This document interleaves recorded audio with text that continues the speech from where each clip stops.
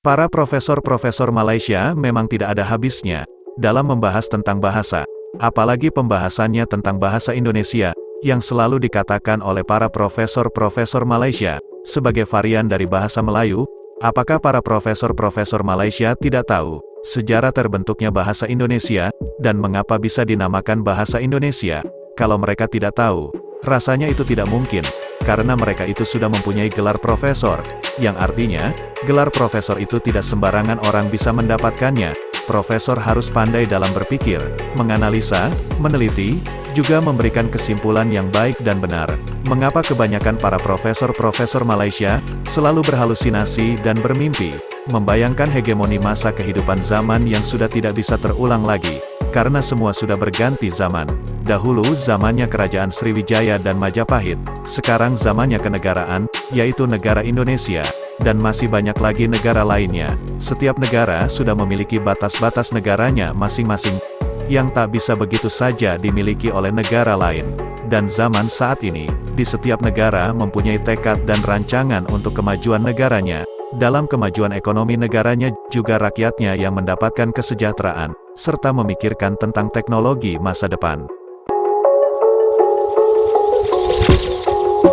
Akan tetapi, mengapa Malaysia masih saja sibuk dalam membahas bahasa kenegaraannya? Yang sulit sekali mendapatkan persatuan dalam penggunaan bahasa, yaitu bahasa Melayu.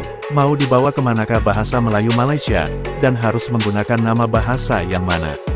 Nama bahasa Melayu, atau bahasa Malaysia, demi menjadi alat komunikasi di setiap masyarakat Malaysia, dan demi memartabatkan penggunaan bahasa di negara Malaysia. Para profesor-profesor Malaysia masih saja sibuk dengan nostalgia kemelayuan, dengan memakai konsep alam Melayu, yang sebenarnya, semua itu adalah konsep Austronesia. Oh iya, dan ternyata, masih ada profesor Malaysia yang berpikiran jernih, dalam melihat dan merasakan fenomena bahasa Melayu di negaranya, yaitu Malaysia. Yang sekarang ini, sulit mendapatkan warga Malaysia, yang benar-benar menggunakan bahasa Melayu seutuhnya. Profesor ini merasa prihatin terhadap bahasa kenegaraannya, yang semakin lama, semakin diabaikan dalam penggunaannya. Mari kita lihat videonya. Kita gagal dalam banyak hal tentang bahasa Melayu. Pertamanya, bahasa Melayu sebagai bahasa negara. Bahasa Melayu adalah satu-satunya bahasa negara di dunia yang tidak dihormati, apatah lagi disanjungi oleh anak watannya sendiri. Jadi, bagi saya bahasa Melayu boleh dikatakan mengemis di tanah watannya sendiri. Jadi keadaannya cukup malang. Maknanya bahasa jiwa bangsa itu tidak kelihatan sekiranya dalam konteks bahasa Melayu di tanah air kita ini. Ya, sepatutnya bahasa Melayu sebagai bahasa negara sudah menjadi identiti nasional, dan setiap warga dia harusnya mempunyai pengetahuan yang baik, penguasaan yang baik terhadap bahasa Melayu sebagai bahasa negara. Tetapi kita dapat lihat ramai dalam kalangan warga negara yang tidak fasih. Jadi ini sesuatu yang cukup malanglah dari segi pembinaan negara bangsa. Di satu sudut kita boleh dikatakan gagal dari segi pembentukan negara bangsa, yang warga negaranya wajiblah mempunyai pengetahuan dan penguasaan yang baik terhadap bahasa negara. Jadi, bila Prof mengaitkan bahasa dengan pembinaan identiti negara ataupun identiti nasional, berapa ramai ataupun adakah itu difahami kepentingannya oleh semua orang, ataupun macam yang saya rasa kebanyakan orang di Malaysia ini fikir, kalau dah untuk hidup sebagai seorang warga negara di Malaysia, sebuah negara yang ekonominya baik, cukup dengan memahami bahasanya sendiri, dan dia boleh hidup dalam mungkin buih kaumnya sendiri, dan boleh hidup di negara ini tanpa perlu memahami bahasa Melayu. Jadi, adakah begitu penting untuk kita mewujudkan identiti nasional dengan bahasa Melayu? Sudah tentu, sebab seperti yang dikatakan tadi, bahasa jiwa bangsa.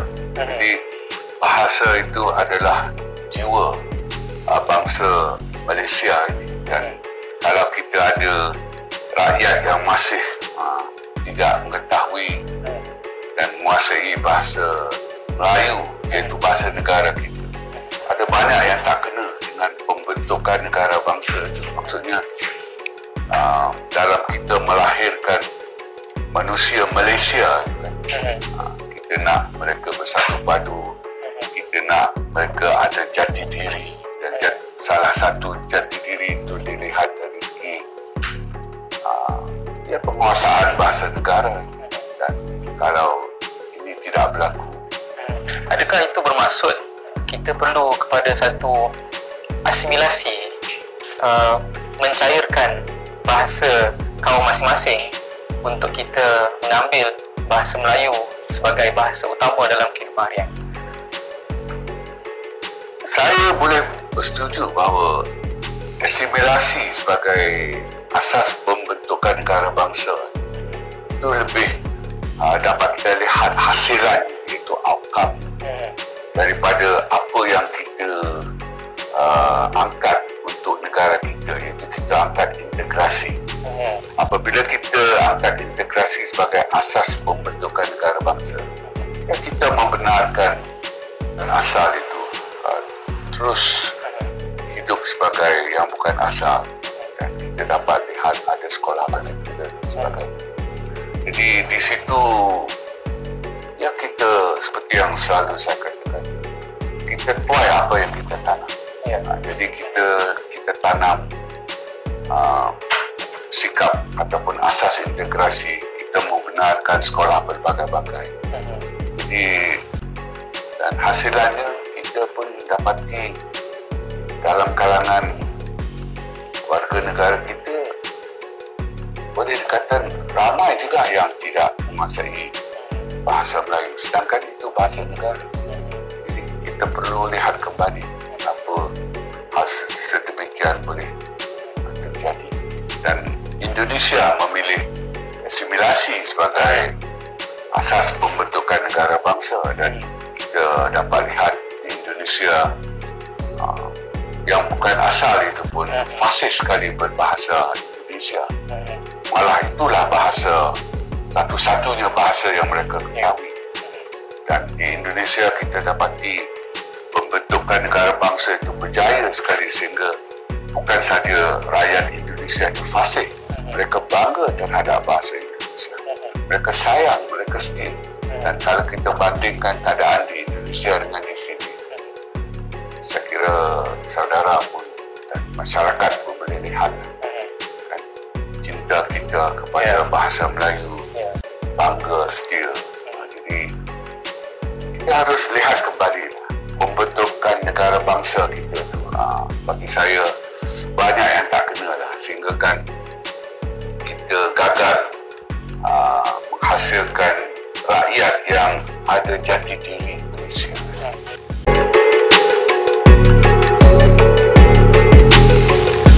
Cukup sekian pembahasan dari kami. Terima kasih, sampai jumpa lagi.